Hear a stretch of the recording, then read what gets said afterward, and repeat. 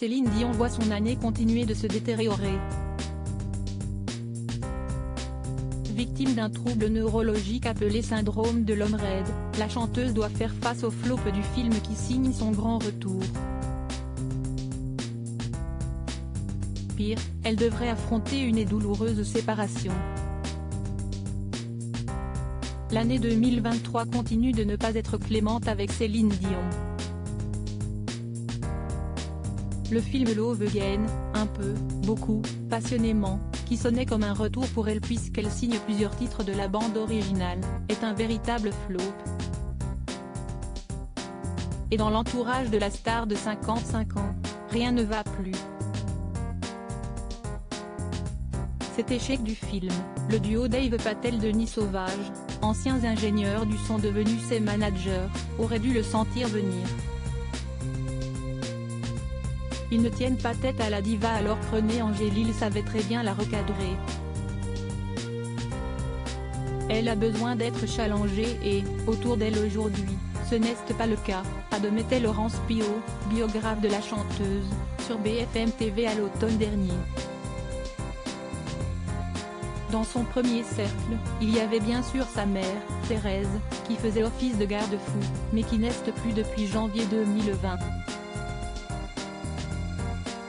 Si Céline Dion doit faire face à la maladie, victime du syndrome de l'homme raide, après cette terrible perte qui a suivi de près celle de son époux, voilà qu'elle affronte aussi une autre séparation.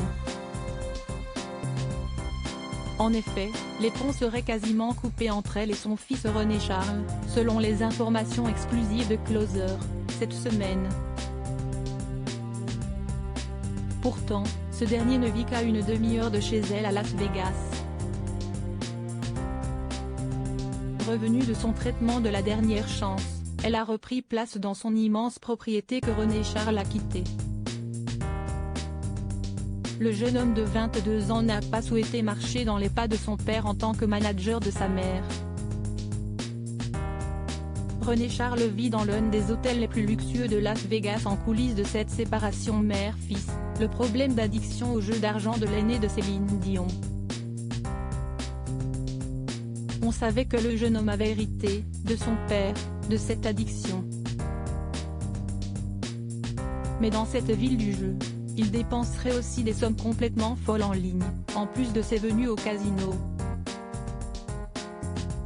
Le fils de l'interprète de Live aurait d'ailleurs récemment renoué avec Angélique Weckenmann, sa toute première petite amie, dont la famille possède l'un des plus grands hôtels casinos de Las Vegas, le Wynn. Et celle-ci n'a pas la meilleure des influences sur René Charles. Il aurait même emménagé au Wynn. Selon une source proche de Céline Dion, son fils glande toute la journée, se filme en prenant des airs de bad boy et n'a aucun projet concret. Ignorée par son fils, elle va devoir à nouveau faire preuve d'une incroyable force de caractère. Retrouvez toutes les informations sur Céline Dion dans le magazine Closer & Degré 936, du 19 mai 2023.